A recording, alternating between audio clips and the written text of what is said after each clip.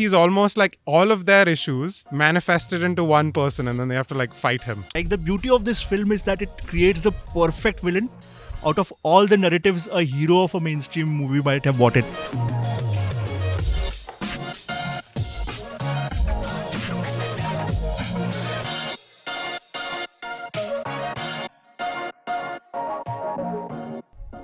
So at the outset, this film is such an antithesis to something like an Animal, right?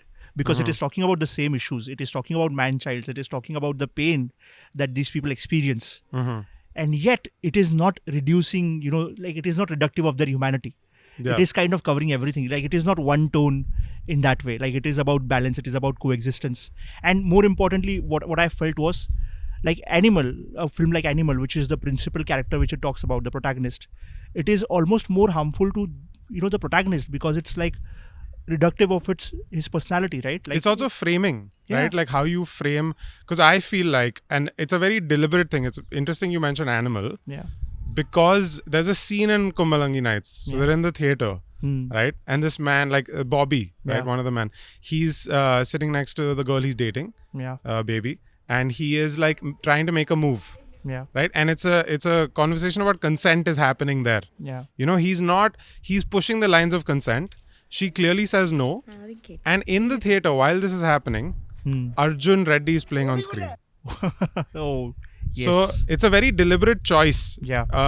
And it is relevant to Yeah. the works of Sandeep Vanga, because like they are showing the classic toxic male on Yeah. screen, and the character of Bobby is trying to conform to that. Yeah. And he, in fact, when she says no, yells, "I'm a man," and then he storms out. Yeah. So it's a very clear framing of that. Yes, I think the first time, I think it's a debut film for this director, Madhu C, Narayanan, and the writers Shyam Pushkaran. Both of them are very aware of the kind of social context that they're placing their film in, Yeah. right? Like, as we talked about, firstly, it is not reducing the protagonist only to one tone, like which Animal does. But in the larger context, the other beautiful thing which I find about this film was one of the big stars of the Malayalam film industry, Fahad Fasil, who's like kind of also the producer on this film, right? Which role does he take up? He takes up the role of the antagonist, right? Like the most, like the villain character in the story, which generally would not be a safe choice, right? As against, if you look at the movie which we're talking about, there the mainstream superhero is taking on a film that is celebrating his flawedness and all that, which I just find speaks so largely for the cultural choices also, but also about these two men as well. Maybe. But in a way, I was thinking about that. Like, I initially I was like, wow, Fahad, what a brave choice, right? Yeah. Because he's playing like on the back of being this mega star at that point. Like he was on an incredible run of hits where he's the hero. Yeah. Him doing this role, right? How brave. But then I was also thinking, it actually is perfect casting.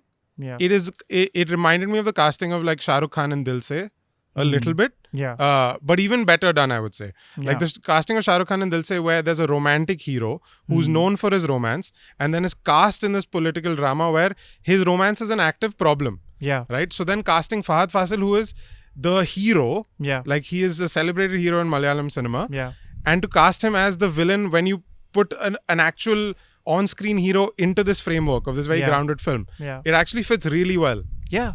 So, which also, like, this is where I feel that the writing of the film is so layered, right? Because it is talking of this idea of the mainstream hero, and it is the Shammy who's like kind of buying into all the narrative of the mainstream hero and sort of trying to act by that. We'll talk about that more as we kind of approach his character as well. But yeah, so in this episode, what we are going to largely do is, like, every episode till now, we have been picking up one character and like kind of trying to get into their shoes, expand our worldview regarding them and all that. With Kumbalangi, I feel the beauty is, like, you can get into the shoes of all of them at the same time. Because the film is not about singularity. It is more about being a part of the larger collective. Right? So let's do that. Like, let's get straight into that. Correct. With the first character which we see in the film, right? Frankie, played by, like, I feel the nuance, the innocence of a young man at the verge of like a teenage boy, at the verge of manhood. The way, like, kind of the name of the actor is Matthew Thomas. The way he's kind of portrayed it and played it, and the film kind of starts with him being away from Kumbalangi, and like kind of looking down, like at his own family, like not wanting to get back to his home, right? Like and because those friends, like his friends are, I think it's like football camp or something. That he's away at. And his friends ask if they can come visit his house. You know, they're like, can we come over? And he makes up an excuse. Everyone's got chicken pox. He says. And I was like, it's a very relatable thing to feel like, you know, I can't introduce my friends to my family. Not even so much about the friends or the family, but who you become. So with his friends, he's very carefree. He's playing football. He's like being a child. But when he goes home, which tells you everything, he's the caretaker. He's the youngest member of the family, but he is cooking, cleaning, taking care of everything. So he's his forced role is to be the adult over and there. he knows that these people are going to act like children. So he can't take his kids' friends home. Like he can't take these children home because he's like, no, but the immaturity is actually in my house. The way that these people will act, I can't show that side because and I'll have to change. You know, and we always feel terrified. It's like that birthday party syndrome. You know, you're scared of like inviting friends from different groups because you're terrified of them seeing who you are around different people. So it's the same thing. It's his disdain for his house is so clear from the beginning. Like, you know, it's almost like a place which he doesn't want to go to. He calls it hell. Running away from. Hell, the worst place in this town. And all of that. And so I find that quite relatable for like a young man trying to find his own identity, trying to make a name for his own self, and like he's coming from this place and suddenly, obviously he doesn't know the lives of all of his friends to that extent because all of us have our own problems and our own backstories and all that, right? But he's just looking at his story and he's feeling very disgusted by it. He's feeling very disdain of his house, and that is distancing him a little bit away from this place. And like if you see, like he has a dream also while he's at his hostel, right? The dream of him drowning, which also kind of begins introducing the theme of the film, where he's kind of drowning and his mother is at a distance and you know, sort of he's trying to call for help but nobody's responding. I find that idea of drowning so common amongst all the characters of this film. They're all drowning in a way. They're all drowning in a way. Like, so if you see Frankie, he's almost getting a dream, right? Bobby, at one point in the film, he's drowning in music. The work which he's trying to take away from, it's very clear that he's kind of trying to run away from his life, from like just like listening to the music. Only when the like he moves his body and the headphone falls down, that like he comes back to reality. And that happens, and like, you know, Sajji almost tries to kill himself, like he's again kind of drowning into the idea of meaninglessness. So all these men in this place, which has like an island town, they are drowning a little bit into like meaninglessness and like abandonment at large. And I feel like Sajji and Bobby are like very, like they're almost in it. Like they're in the shit kind of. And their contempt for each other reflects that because this is their daily life. So like those two characters are very much like familiarity breeds contempt. Like they are the not antithesis, but the personification of that, I feel like. And I just think their dynamic is almost, not to say that it's the healthiest, but it's like they are dealing with it more often. So it's also the most fixable. That's what I felt. Like it was almost like, they're fighting because they're just like, you know, it's more the circumstances. But with the other two characters, with Frankie and with Bonnie, there's a real burnout feeling. They're both like, they've distanced themselves from it. They are the reason also, like, you know, why largely Frankie or, you know, Bonnie, which is like, you know, oh, we don't want to be like them, you know. But if you look at Sajji's character, he's like, if you try to think about from the point of not just when the movie started, but also the life that he would have lived to that particular point of time. Right? He was suddenly like the eldest son of this entire clan, like the entire family, and now thrown into a situation where the father has passed away. And the mother has like left for the service of gospel life and all that, right? He's almost put into the position of responsibility, and he, like, in his ways, like he's experienced the abandonment to the biggest, like to the greatest, deepest sense. He says it hurts him the most, right? Like when they call us fatherless, he says it hurts. It hurts. It really does hurt.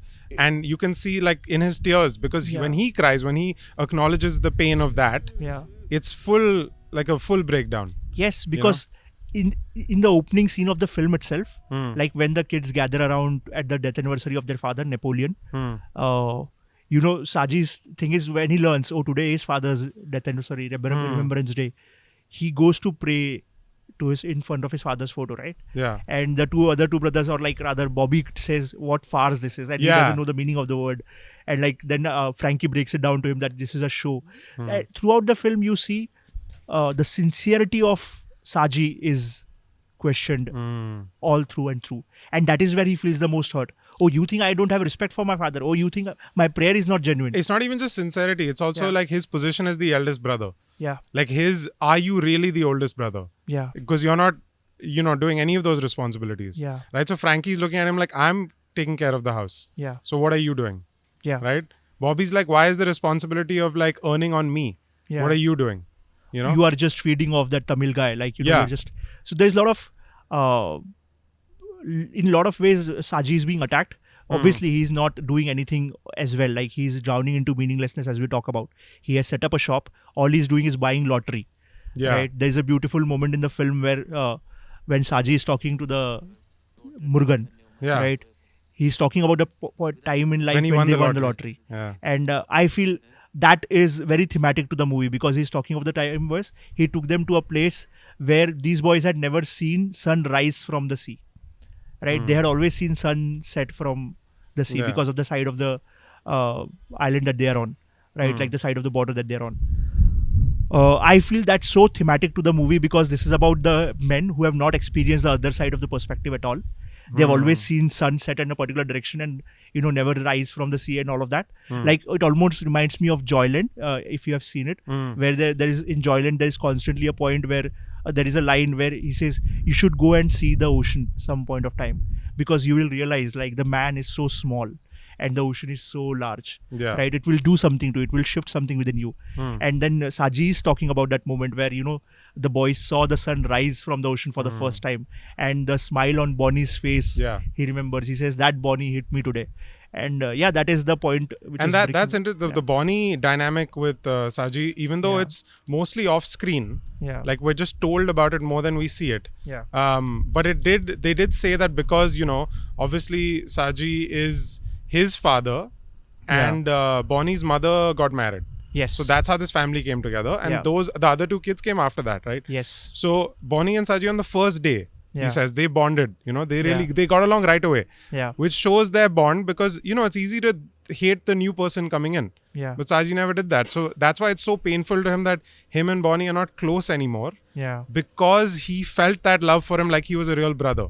Yeah. And Bonnie has now distanced himself, and Bonnie now avoids him at the bar and doesn't talk to either of them. Yeah. And Bonnie is gone and found a different family in the dance group that he is with. Yeah.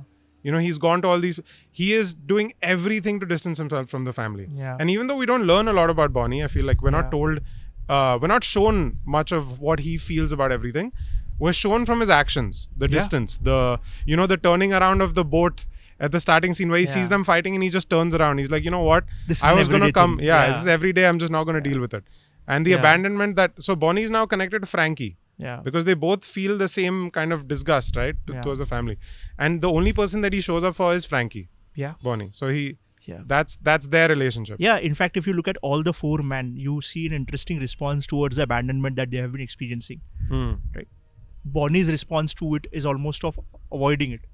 Right. I don't want to get involved in this. Yeah. I will make a life. I am capable enough. I'll make a life for myself outside all of this. Like, correct. I can cut out from this family. Like, I don't need my people, like, who I have come from. Like, similar to Frankie a little bit. Frankie, if you similar to their mother. Similar to their mother. Yeah. Oh, yeah. Yeah. They both, like, the mother also chose the path, like a gospel path, right? They say gospel path. In a way, abandoning. In a way, but Bonnie's also choosing the dance path. He's like, I'm just gonna, this is my family now. Yeah, building a family outside it, like, which is actually... So, where are all our actions coming from? And so Frankie from the beginning of the movie is almost yearning for the mother's love, like, which is, again, the song also starts that way.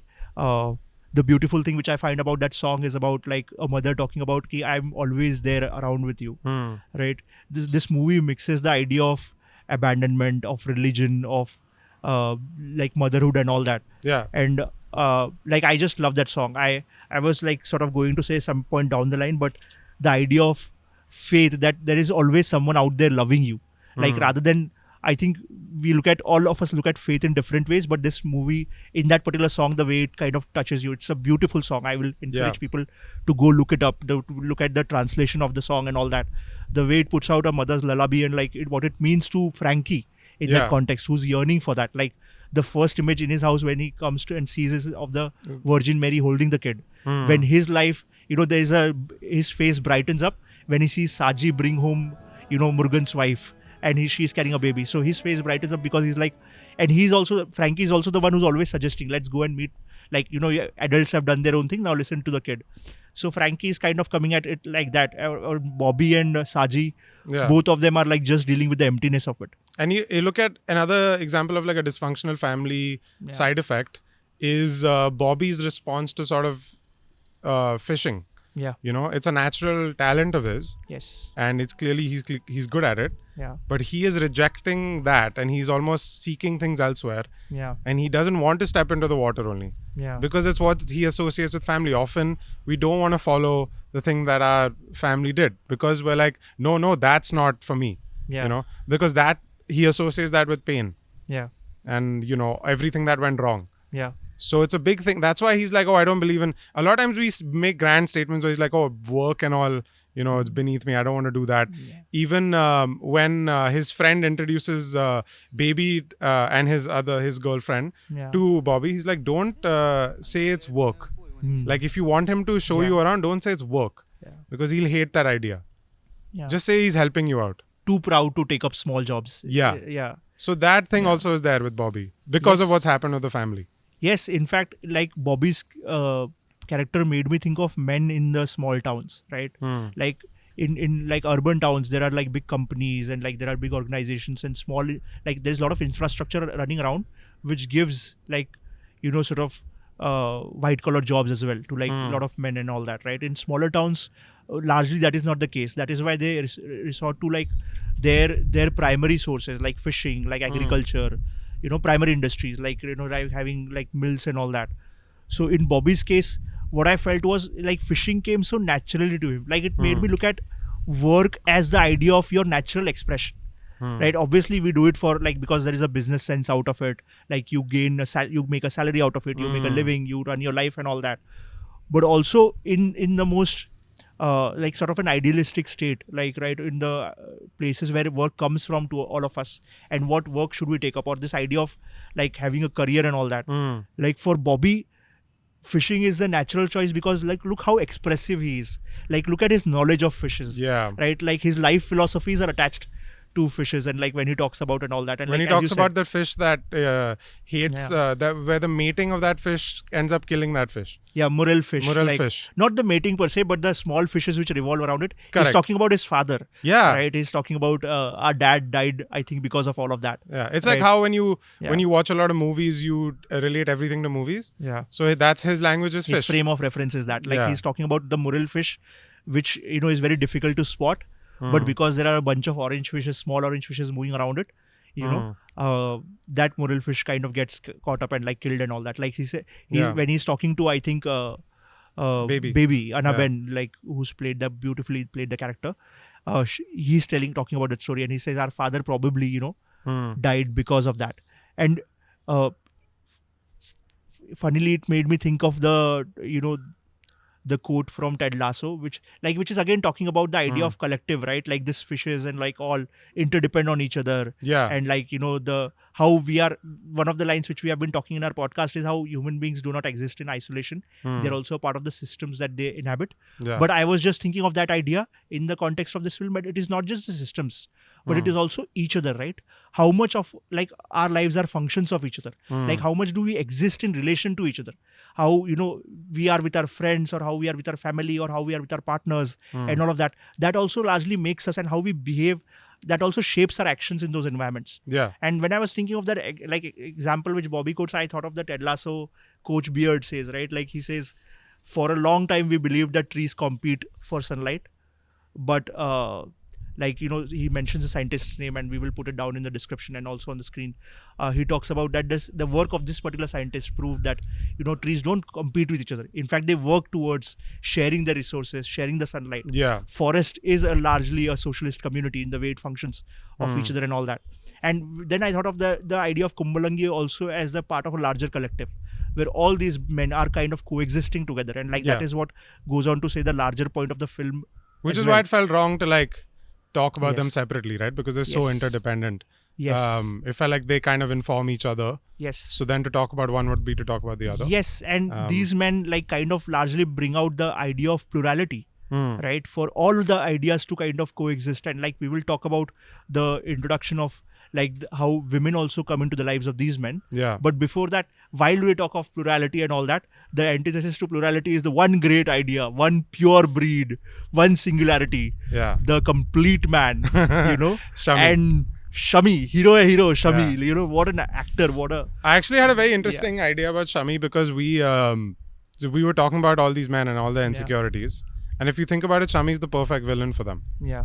Not to say that villains are a good thing, but it's almost like that's what they needed because Shammy exploits each of their insecurities, right? For Frankie, his childhood is slipping away. Yeah. His childhood because he used to take the role of an adult. Yeah. Right. And what is the childhood represented by? The ball. Yeah. Football, and Shammy stabs that. Yeah. For Bobby, he is rejecting all forms of work. Right? He doesn't want to work. He doesn't want to do anything. He is running away from it. And Shami's like, you have to get a job if you want to marry baby. Yeah. So he's kind of combating that. Yeah. Right? Shami is, he rejects the idea of, he calls Bonnie a local. Yeah. So locals are not allowed. Right. While Bonnie's trying to fit in. He's trying to fit in with other families. He's trying to become one of them and not be identified as a local. Yeah. Shami is throwing that in his face saying, you're a local. This is who you are. And for Sajji, of course, it's the role of what is your role as the eldest in the family, and Shammy kind of comes in and he becomes the patriarch. Yeah. This is how he fills it. Yeah. And Sajji is grappling with that very thing, like, who am I as the oldest brother? Yeah. So I feel like he's almost like all of their issues manifested into one person, and then they have to fight him and actually fight themselves. Yeah, really. Very, very interesting. The beauty of this film is that it creates the perfect villain. Out of all the narratives a hero of a mainstream movie might have bought it. That's true also, yeah. This is how, we have both been in advertising. We know where the line, the complete man comes from, right? A bunch of writers or whatever sit in a room to discuss, how can we get men to buy this product more, right? How can we get them to perform this call to action? And then it goes to the people, we pitch it to people who own that business and all that. And they also buy into the idea. And that is how it makes, its place into the life of everyday people, and then it also almost becomes a part of the culture. Yeah. Right. So he's quoting a tagline of a brand, obviously. He's an amalgamation of all the pop culture. Yeah. Right? He's the hero where even his introduction. Yeah. The dad of his wife. Yeah. His father-in-law. He introduces him Shammy, like Shammy Kapoor. Yeah. So we're already labeling him as a mainstream hero. Yeah. Right. So that's already there in the works. Yeah. Him calling himself the complete man. In talking of the tagline of a product, Shammy is not realizing that he himself is becoming the product of all of these narratives. Yeah. He's not a human anymore. As you're talking about the insecurities of all the men. Where has there been a room for entertaining the insecurities of Shammy? There are insecurities, there are fears and all that. But where is the confrontation of the insecurities? It's only when he's confronted, he's running into a corner. Yeah. Right? And funniest scene in the film is when he's attacked on all sides and he doesn't know what to do. He's running, he has fits and he goes into a corner and all that. But we almost don't know his origin. How the brother, so Shammy has a brother, which I found really interesting because there was only one scene with him where he is on edge. He doesn't want to interact with the brother. Yeah. And I felt that tension. It almost felt like there was a ticking clock. Yeah. And if Shammy saw his brother, something wrong would happen. Yeah. So the brother was like, listen, I'm telling you, this is what he likes. This is what he doesn't like having. Take this, keep this. There's almost and these are, it's the idea of living with a narcissist a little bit. Yeah. Working around, tiptoeing around their issues. Yeah. Because it's not worth it for your mental health. That if they flare up, you'll have to deal with the whole thing. So he's almost giving them a manual of don't do this, don't do that. And that's a warning sign right at the beginning. Yeah. Before you know anything about Shammy, is that his own brother doesn't want to meet him. So how uncomfortable people feel around him, even when he's being this passive aggressive self, right? Like you almost don't know if he's going to burst into a fit of rage and like kind of explode all the way. And in that ways, I think so many of us have grown up around men like that, right? Like I was reading all the Letterboxd reviews of this film, and one guy pointed out that Shammy's character, that he's the uncle who in your WhatsApp group who's pointing out the information to you about gossip about that woman ran away with this woman, and like he's the principal who's like kind of telling you how to behave morally, right, and all that. Yeah. Like we have seen like men in positions of power, or like men at the like head of the table or whatever. Like it's not that Shammy is in some position of power, right? He's not a straight head or anything like that, but he's craving for that at his own own individual level and all that. So that review was pointing out that we know men like Shammy so much around us who exist. That review said it was disappointing that that movie gave him that fits thing, like it made him crazy and wacko, where you are then like you're justifying, because he's crazy and wacko, he's like that. He's not someone from the general society, which could be any man. Yeah, right? Not pointing out that this is a societal flaw, and then labeling it with something else. I get that. But I was like, I agree with the review, but I also disagree with it a little bit, because I feel that kind of sickness men get into. It is almost like to the point of like in this film that transition happens very quickly. Maybe in real life it happens a little bit gradually, but thrown into a situation like that, like a place where you're now, because you thought you were going to get into a position of power, you now think you are getting control of the family and all that, and immediately like there comes a point when you are challenged. You don't know what to do. Your life philosophy runs empty and dry, right? And I think that sickness is so much around us. Like again, like the opening point which we began this discussion was like, what is wrong with our society, man? Like, why is a film like Animal making 800-900 crores?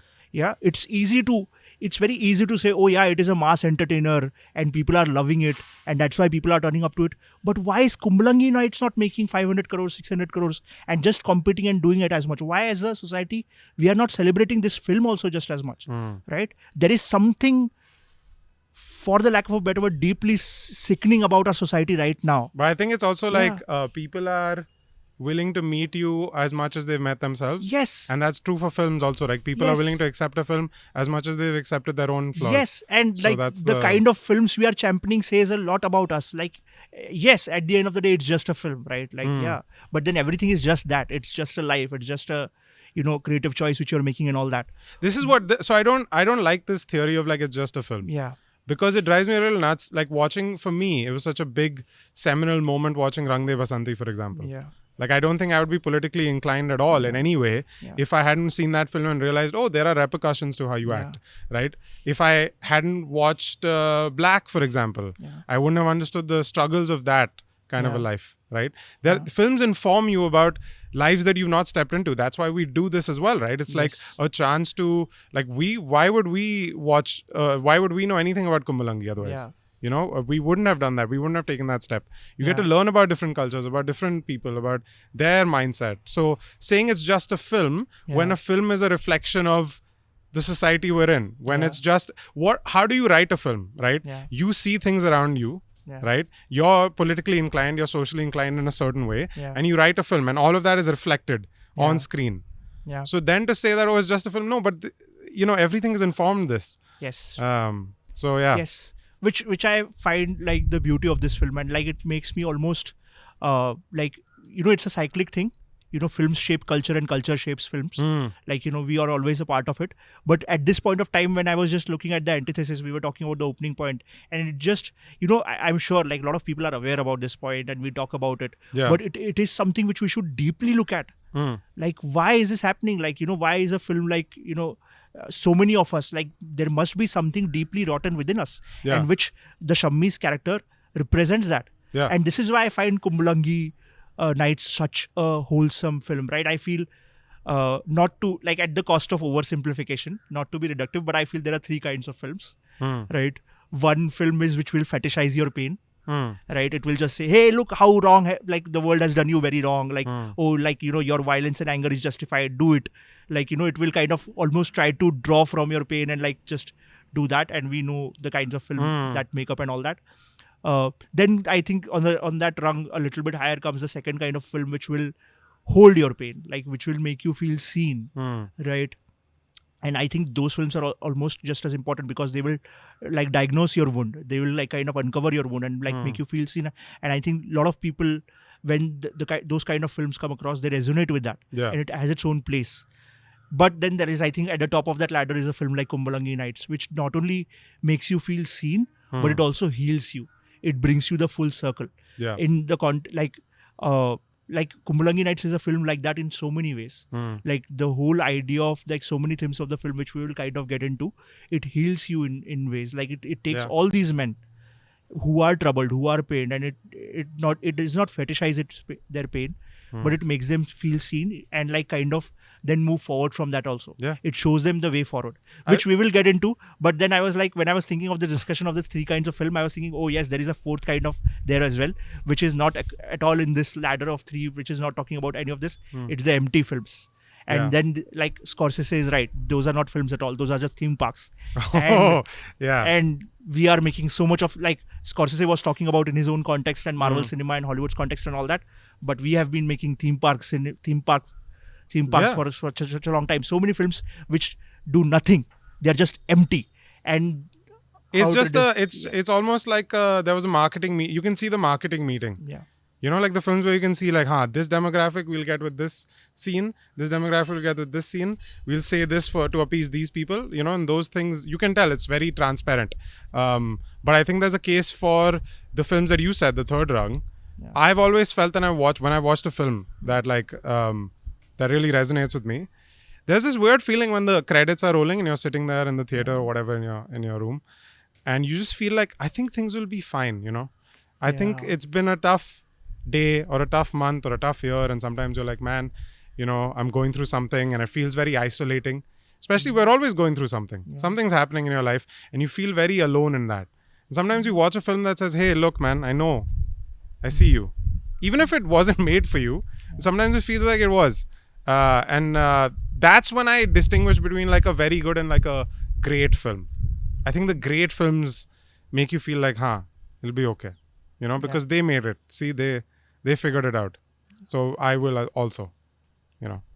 Yes. So let's talk about the two men who are particularly in the thick of things, right? Like who are right there facing all the shit, like, you know, at the center, like Sajji and Bobby, right? They are the ones who are right in that house living 24/7 and they are getting into whatever they are going to do. So I think when we talk about the Men of Kumbalangi Nights, talking about their issues and talking about the growth arc of these two men makes a lot of sense, right? So yes, let's start with Sajji. Yeah. So he's the eldest in the family. He doesn't act like it though at the beginning.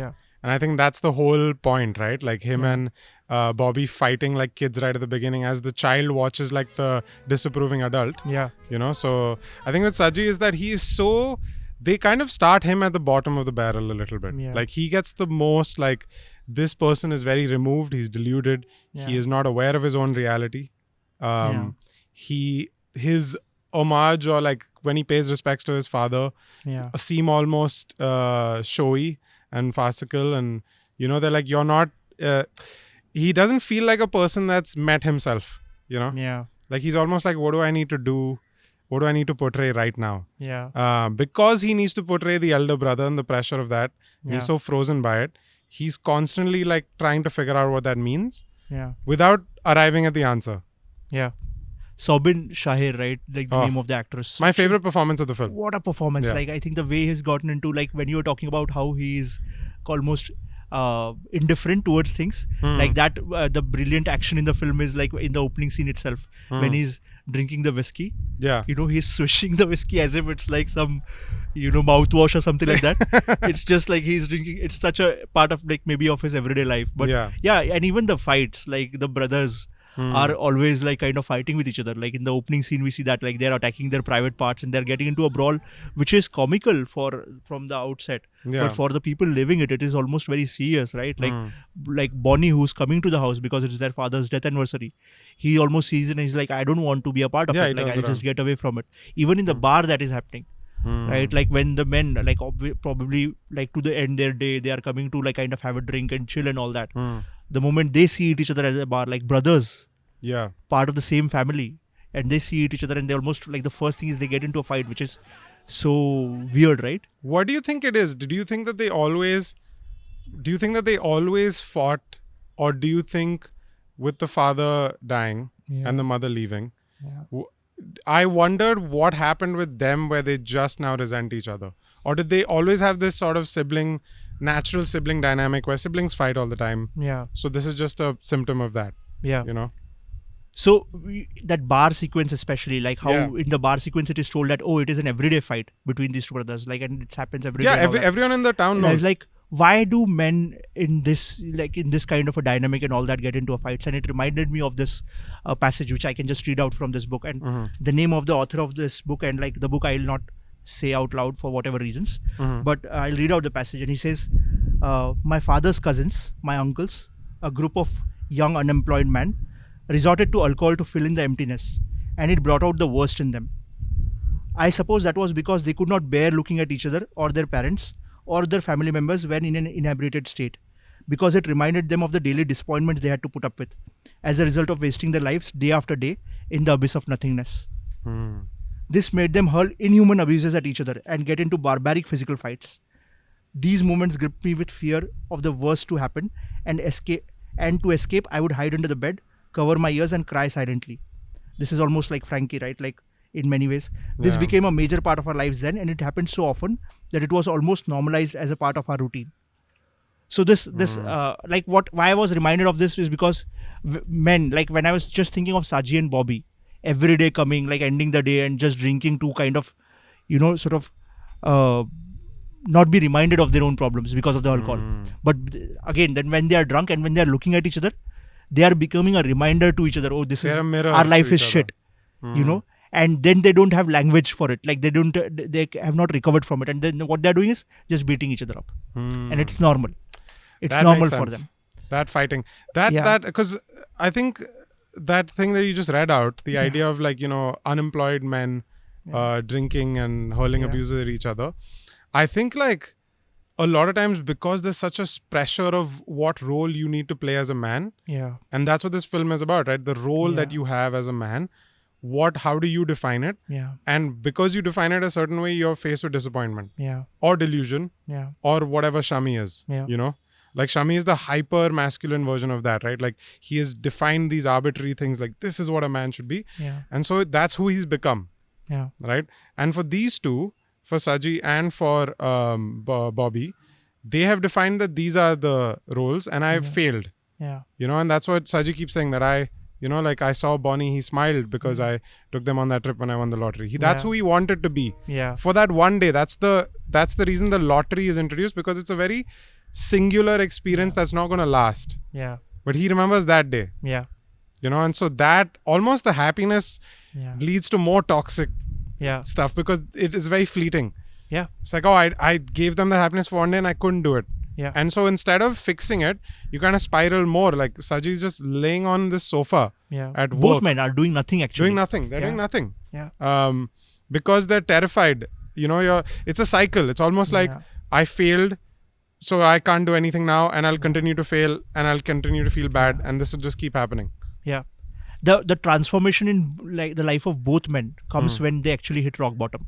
Yeah. Like in Sajji's case, it comes when, once again, the brother, Frankie, tells him that you are the reason why mother left. And then Sajji cannot take that. Right? And he hits him. He hits Frankie. But before hitting him, looks towards, he almost prays, bows down to the image of the father. He'd like, forgive me. I'm hitting my brother. Yeah. Right? But he hits Frankie. And then that is why Bonnie comes into the house. He's almost walking into the house and he sees, and he's like, no, I cannot take this shit. And he hits Sajji. And Sajji now then cannot take that. The same Bonnie, who was my brother, who was so close to me, he hit me today. And he then goes to Murugan, which Murugan is his man, right? Like, which talk about like, he gave him the acceptance when Murugan ran away from his family. He gave him a home and all that. And then he runs away to Murugan. But like the point in the film which Bobby also hits Sajji with is like, you are just living off that man. You are just exploiting him. Right? And he, in a drunk state, when in a very vulnerable state, when he has a safe space, Sajji tells Murugan, like, my brother, what he said? He said this to me, that I am feeding off you. And he wants him to say, no, you're not feeding off me. It's totally fine. We're in sync. We're partners. We're doing this together. He wants reassurance. Yeah. But Murugan's face says everything. Like, it's true. It's all true. And then he says it also. And it is so beautiful in the way it is written of how to have assertive confrontation.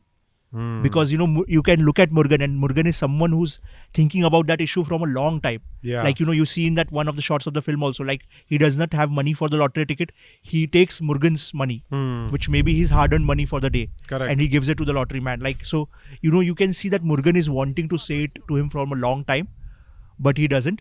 And, but this is his opportunity. And Murugan says him, like, Sajji, you gave me the place. I owe a lot to you. But, when your brother is right, and we have to listen to people when they have a point. Like, I feel it's such a tender, nuanced, beautiful point in this film. Like, you know, and it reminded me of, again, Ted Lasso. The truth will set you free, but first it will piss you off. For Sajji, yes, the truth is like, we see that the truth is going to set him free and all that, but first it pisses him off. It's immediate, like, oh, you also think like him only. Doesn't this happen in your life though? Like, sometimes family gives input about your life, and because it's them giving it, you're annoyed and you don't accept it. You're like, they don't know me, my friends know me, they just don't understand, that's why they're saying this, and you kind of like deflect it. But then, like, the real the word is almost like dissonance, so like cognitive dissonance that you have, like where your reality is shattered, is when your friend echoes the same thing. And this is a very common thing, I feel like, that happens, where your friends also see what your family sees finally when they get to know you, and they're now grappling with, how do I tell you the same thing, that your family may be right about this. So that line about, like, just because it comes from him doesn't mean it doesn't hold value. That's what he's trying to say. And thereby, through Sajji's example and also through the example of Bobby, but we will get into Bobby's arc later on, but this film makes such a case for opening up, right? Men opening up to each other, right? Like, or like to anyone, right? Like, I think that is the thing which so many men deprive themselves of. Because again, the idea of being a man is, oh, I don't give my information to someone, like, because if I am because we are so much invested in power that if I open up, you will take information of that vulnerability. You will take advantage of that vulnerability later on. Right? Not just that. I mean, Sajji literally goes to a therapist. So this film is advocating for therapy as well, for a man to go to therapy. And the therapist is like, I'm here, like, just speak freely. And I think I was just checking up with our friend Vishal, right? Like, what is it? Like, is it the beautiful of Malayalam cinema, or like, is it something that Kerala is doing right? Right? I guess a lot of the listeners can tell us in the comments, like someone like Sajji, who's coming from that economic strata of the society, right? Who's coming from that kind of background, he also gets access to therapy. I think in a progressive world, in more evolved, like, it wouldn't matter which background which we come from, it would be our social structures which is providing men like Sajji with therapy, because all of us have problems and issues, and Sajji comes to terms with that. So it's almost how his chain of events, and it's beautiful how it leads him. Like, and the transformation over there is, then he opens up and he starts seeing that, look, we are in this mess, but there is a way for us out of it. And he ends up doing the act which, like, throughout the film, the maybe the kids are looking down at their father and whatnot, but he ends up doing what his father had done. His father had bought out, like, a woman who had a kid who's like, for whatever reasons, the father. Oh my God. Yes. Yeah, I didn't realize and that. The first action he's doing after all this transformation is like, you come to our house. It may not be enough. You can look at that house as how much of, like, how many members is that house going to take it, right? But they are always constantly making room for everyone. Because it is not about, like, that we will move into Bobby's, like, I think it's bringing Sajji's point to a close, but that is where Sajji's transformation also is. He's seeing himself as a true, the opposite of a patriarch, a matriarch in this context. Like, he's the matriarch. He's the matriarch. He's making space and room for everyone. In the beginning of the film, it is Frankie who's cooking. Now it is Sajji is like cooking for everyone and like making room for everyone. He takes that role. I think, like, and we, to transition that into Bobby, like, the idea that all these men face, the conflict, is the version of themselves that they tell themselves that they are. Like, they're like, this is who I am, this is what I project. And however further that is from who they actually are, will cause the most trauma when they realize. So for Sajji, that's why it's so intense. Because the version that he likes to show and the version he is, when that gets broken, Yeah. And in that moment where his, his partner says, "This is who you are," it causes so much that he is like, should I just take my own life? Because what's the point? Yeah. And for Bobby also, it's that he's like, I don't believe in work. I don't care about, don't need to do any of that. Yeah. I don't care. Yeah. And the thing is, actually, he does care. Yeah. He does care. The first thing Prasad says to him when he realizes Bobby is falling for her and she's also falling for Bobby, great line, is don't put up with your everyday I don't care attitude. Be a gentleman. Yeah. Right? Like that is what he says, to be gentle. When I was watching it, I was like, this is the antithesis of Chhe Din Ladkiyan. Yeah. Because in Chhe Din Ladkiyan, it's all about like negging and gaslighting and being different. Yeah. But in that moment, he's like, be gentle to win her. Be gentle. Be curious. And which is like the idea of love in our lives. Right? With everything, we can put off our issues on hold and we cannot address them and all that. But the moment we have to make space for something as beautiful as love, which brings so many good things in our life, but along with it makes us confront to our worst issues also straight away. So for Bobby, it's almost like the first tender love story, the first love of your life and all that. The idea of like Jim and Pam and like Bobby and Baby, because again, like this is when we were talking of our Charulata episode, the first idea of women taking the agency also. It's Baby who's like, no, I like this man. Baby had a crush on him in school. Yeah. She approaches him. Yeah. She kind of makes the move. But it is also how like love now is where they have to combat the issues in their life, which in Bobby's case is, I am a worthless man, I am a good for nothing, which he tells her like at her lowest self, like we should break up and like you don't deserve a man like me, is what he tells her. And in telling her, he's not speaking for her, but he's like speaking for his idea of himself. Like, I'm not good enough, right? I'm like from this hellhole, which is not, like, and she's obviously like very good and all that, and which is just he's like, you deserve better, but he actually means it because he believes that he's not good enough. And which is not clearly not true, right? Like everyone, like no matter where you come from and all that, like deserve to be loved and find the people who love you and all that. But it is so many times in relationship, it becomes like, we see ourselves as a loser in the lives of the people who are loved ones. Like in Bobby's case, it is also in the lives of his brothers as well. But that he can do, like he's been putting up with that. But the moment it is about like this person, like the person who's almost bringing a transformation in his life, right? Because the earlier issue which happens between the couple is because of intimacy, right? Like as you were saying, they were watching Arjun Reddy, which again talks about like this other idea of how a man and women are supposed to behave and all that. But and he's like kind of, they are trying to be intimate with each other. But such is our society and all the circles which we have grown up in and all that. There is a lot of shame and guilt associated with intimacy. It is always like, oh, someone is watching, and which is with them also. Like it's just two people in love wanting to kiss. Just express their love for each other in intimate ways. But the first thought that they're having is, oh, is someone watching? Is it not a right action for us to do? And I don't know if it is a small town India thing, but I having come from all those circles, I almost feel it like, yes, it is like that. The way we look at intimacy and then the way it creeps into our lives, it affects our love languages. And just for two people to be together, right? Sometimes when you are in, say, in the locality or in the familiar place, which is where you are around with people who see you day in and day out, and then you are there with your partner as well. You almost don't feel like asserting that love. Like so many men are brought like that. Oh, please don't exhibit love towards your partner and all that. Don't be vulnerable. Don't show emotions. Don't show love. Don't like, and I think it's more and more for progressive ideas and for us to be in our fuller selves. It's the idea of being assertive with that. Like, partners can be like affectionate towards it and there is room for some PDA and all that. But But I think with Bobby, like he has, the struggle that he comes to, where it all kind of comes to a breaking point is when he has to work that job, right? Yes. And then he like, it's very like, they're literally like, he's part of the machine. Like everyone's wearing the same uniform. He walks in, they all look the same. He has to dress a certain way, turn on the music so your brain doesn't even think about it, numb your brain, and just dive into the work. And he tries that and he just like can't. He snaps out of it. And then that's when he's like, maybe I'm just not good enough. Well, the answer is actually no, you're good at fishing. You should have been doing this the whole time. And that's what I love, that moment with Bobby and Sajji, because when Bobby figures out that he should fish. Yeah. And he's in the boat and he like goes past him and he's like, let's go fishing. And, Sajji has a net ready for him. And he's like, did he read my mind? How did he know? Yeah. And it's like, he always knew. Yeah. Sajji always knew. This film, why this film heals is because it is always moving towards harmony.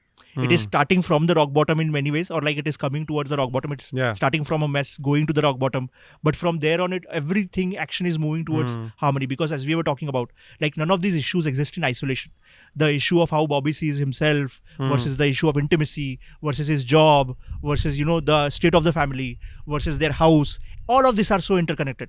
Yeah. And that is where the point where, he's coming to, I want to like take on fishing, and Sajji almost has a net and he's like, he's reading my mind, because the harmony is coming together, because now all things are slowly getting healed. And that is, again, like we can keep talking about the ideas of this film, but the feminism of this film is not, it doesn't pit men and women against each other. It talks about equality in the truest sense, because it's not about like, the girls will come and then they will bring in the transformation and then everything will be good. I really like that. There wasn't like that manic pixie girl trope or anything where like, I'll fix you and I'll come in and you'll... It almost was like on the men now, like, are you going to hold yourself accountable? Yeah. Are you going to change who you are yourself? So you can be someone that's in a relationship or can hold space for someone. Yeah. That's very different from, I'm completely damaged, you fix me. That codependency wasn't Or you there. come and like bring in the transformation and like hold a triumphant and all that. Like this movie is about like the harmony, the balance between everyone. Like everyone having a place in that house. Right? Like, and that is where a character like Naila as well. Right, who's come from this first world maybe, and she's coming and she's like the acceptance that Naila brings into the life of everyone. Like the first time the shot is over there, the tea cup which has not been used for quite some time is being used, washed and like to prepare chai for Naila and all that. The pillow mat, the pillowcase that pillow they look case for. Also. So the growth for Bobby really in the film, like yes, it comes from all the aspects which Baby is bringing into his life, but in the film I see it's when he stops seeing himself, like, but also like again a part of the larger, he starts looking out for everyone. Yeah. I felt, this is the point where Bobby's transformation is shown, is the point when he's walking up to Bonnie and he's saying, Bonnie, the water is good outside, why don't you take her and show the water? Yeah. And I'm like, when has Bobby in the entire film seen someone? He actually was the most resistant to Naila moving in. He didn't like it. Yeah, he was like, boys, we need to, like, there is a certain definition. Because he was always looking at it from Shammy's perspective. Like, he's like, I have to marry Bobby. I have to marry Baby. And what kind of household will Shammy accept? Yeah. Right? He was going for that. Yeah. But like, that's the point where he's like, Bobby, like, the water is great. Why don't you show her? I was like, this is a moment where Bobby is fully grown. And which culminates into the larger idea of the film. Because when shit is hitting the fan and everything is going off, the wife of Murugan says, I think it's the curse which has followed me. When we eloped, our mother cursed me, like, you'll never be happy. And I think that curse has come with me into the life of you guys. Yeah. And Bobby says, you know what? This is a place where, like, this is where everything is bad. He's almost saying it from a point of a very hopeless state. But it's actually hopeful. Context, it's hopeful. But it is very hopeful. Yeah. That is where the narrative of this film is flipped, right? Like, and I think that is the biggest point of this film. Yeah. Like, what do you do with all the hurt, all the pain, all the suffering which life is bringing to you? You break that cycle of hurt. Yeah. Which, obviously for these men, it is coming from intergeneration. It is coming from their parents and all that, like the sense of abandonment and all that. But what are all these men doing? They are making a home for everyone.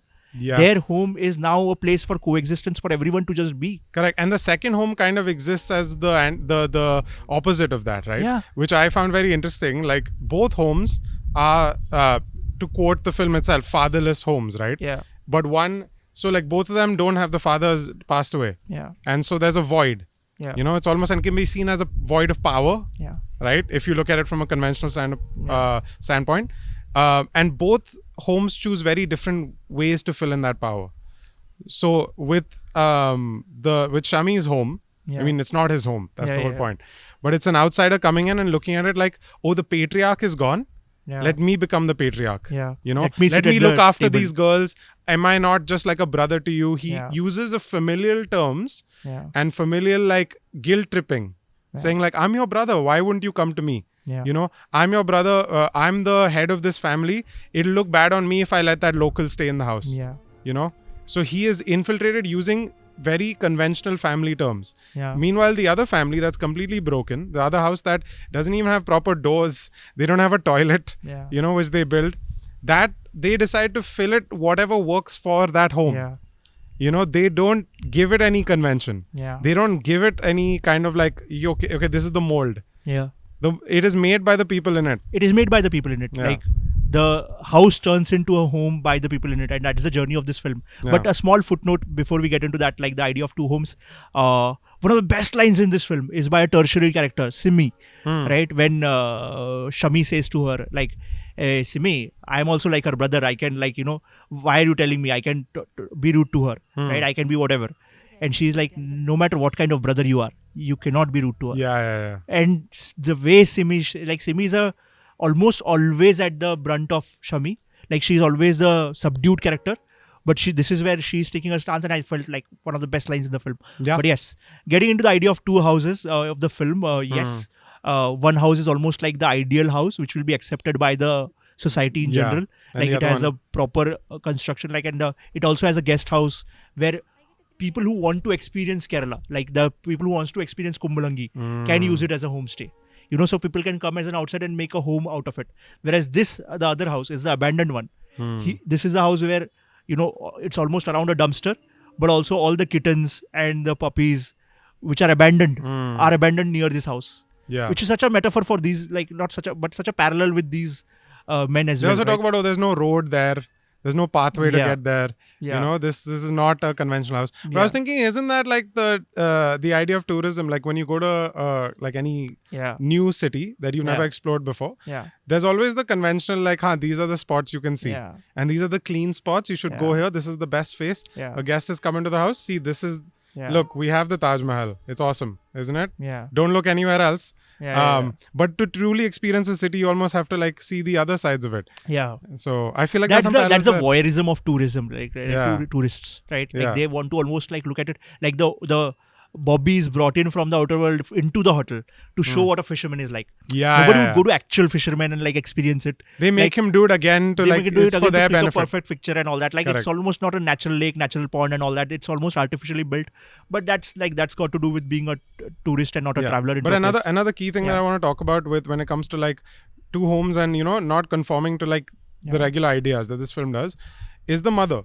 Like, we've not spoken about how the mother doesn't... Like the idea of, like, the nurturing, caring, always there mother, you know, the film almost moves away from that. And not from a place of judgment, which I thought was incredible. And it reminded me of the film The Lost Daughter with Olivia Colman, a mother that's not ready to be a mother, you know, and is like, almost, because it's so mainstream for an absentee father to exist. Like, absentee fathers is such a common trope. Just understood, right? And there's of course the dad left. But what about the mother? Why aren't we questioning? Just because it's the mother that gave birth to the child doesn't mean that they're ready, you know, to be that, to play that role. And there's almost, and this is maybe the wrong way to frame it, but there's almost a power to, you know, rejecting that role. And the film, through Sajji, not judging, you know, because Bobby's like, look at her, like, didn't she sound a bit nuts? And did she not, what kind of mother does that? He says it like that. And he's like, you don't know the pain that she's been through. And she's clearly not well. And that's when the Sajji Bonnie bond I sensed, because he was like, he also knows, Bonnie also knows. The pain that she's been through and what she's suffered through. So don't say anything ill of her. Like the comparison with Lost Daughter is so beautiful over there, because it's such a beautiful film about the challenges of immediate motherhood. Like, what it throws in her, and, like, you know, you can see this film also in the context of, like, their mother leaves them when the father dies, and she's almost thrown into that responsibility, and maybe it gets too overwhelming for her. We don't know. You know, it's only Sajji who understands what she would have gone through, and at that stage she chooses to give herself to, like, to the idea of being gospel of the God and, like, all that, like, to give it to the religious side of things, and maybe all that. to find a purpose outside of this. But the collateral damage of that is these kids, and it is their story right now, facing abandonment and all that. And again, a larger point of the film, and I think we are coming towards the ending conclusion also of our conversation. And I feel abandonment. What do you do with it? Humanity. What do you do with abandonment? Right? Like, are we, in terms of religion also, if you look at it, God has the idea of God abandoning us. Right, like not showing up. Like in this film, throughout they are going hitting the rock bottom and all that, and experiencing that there is maybe. Sajji says it really hurts when someone calls us fatherless, right? And I feel at some point or the other, so many people just go through that. Like, who's there looking after me? Like, is there some greater force, or is there someone like? And there are two ways to look at that. One is the opening song of the film, which talks about the mother, like always being around. And I feel that as a very good perspective as well, of like always knowing that there are people who love you, who are always looking out after you, which and the mother talks about in various ways, which is happening. But also this other part where you are seeing yourself always as a part of the collective, right? Like not yourself in isolation, that you are not just the individual. I think, in many ways our identities and systems that shape us make us look at life very individually, ourselves as the center of the universe and all of that. But we're part this of film the is ocean. Transforming. Like the radical transformation of this film is to look at yourself as a part of collective. Like then it is not always about, oh, this is your heartbreak and this is, no, you are dealing with the loss collectively. If the brothers at the start itself saw, oh, we are all going through this together, how can we move forward, or how can we deal with this? I think life put them in a situation where they were looking at it individually and, oh, Sajji, what is the role am I supposed to perform? Same for Bobby, same for Bonnie, same for Frankie. I think, and the harmony in their life happens when all the women also who come into their life, who bring meaning to their life, who bring depth and understanding to their life, they also bring them at peace with themselves. Right? Because as against the villain in this film who's buying into all the idea of hero and all that, this film is not about heroes or villains. It's just about deeply flawed humans trying to coexist, trying to find peace of their lives. And I think, Kumbalangi Nights, Madhu C, Narayanan, Shyam Pushkaran. I hope I'm getting the names right, but brilliant job, guys. Yeah, this may be my favorite film that we've kind of covered so far, in the sense that, like, I just think it felt like a breath of fresh air. And I just hope we have been able to do justice to it. Like, so many times, like, I guess it is because of the nature of podcasts also, and two people sitting in front of a mic, that people just almost presume that, oh, these people might be the experts in it, and like these people might like just know everything, and that's why we should listen to this podcast. But we don't put out disclaimer just yet, but I wanted to like kind of put out in the context of our podcast, we are no experts. We are no people coming at like, hey, look, this is the right way, or this is the wrong way, or this is what it is, and all that. I think our job with this podcast, or like the reason why we do this podcast, is we start from a point of curiosity and like, oh, let's just deep dive and be with us on this journey. And we are no experts, but we can arrive somewhere. And let's just go on that journey and find out. And absolutely, man. I just wanted to, like, I don't know why, but it's also like, to use this as like a plug, but it's a conversation starter, right? Yes. When we put this video out, we want people to comment and say things and be like, oh, actually you missed this, or did you notice this scene? Did you notice this thing about that character? And so then we'll reply to that, because we also want to learn more. We want to see something that you noticed that we didn't. Because that's the whole point of this. These characters, like, this written by like the director, these are not, obviously these have come from Madhu C, Narayanan, and these have come from Shyam Pushkaran. Sobin Shahir, who has played Sajji, it is his character also. But once it is out there, it is the character for everyone, right? And it is for us to discuss in this podcast. But then while we discuss this podcast is not just about us. This is about all of you also listening in and like kind of making your inference. And like once we do that, once we kind of add into that conversation, we expand our understanding. We understand the Sajjis of our life. So I think we can end the conversation on that front. Absolutely, unless you have anything to add. But if you have been listening in and if you kind of resonate with our podcast, and if you want us to do more episodes and all of that, please like, share, subscribe, share it with your friends, share it with the Bobbies, the Sajjis, the Nailas, and the Frankies of your world. And please go watch Kumbalangi Nights. It's on Amazon Prime. And if you are Amazon Prime, please do pay us. And Amazon, hey, you're listening for this. But that's that, man. Lovely episode. That's it. Cut.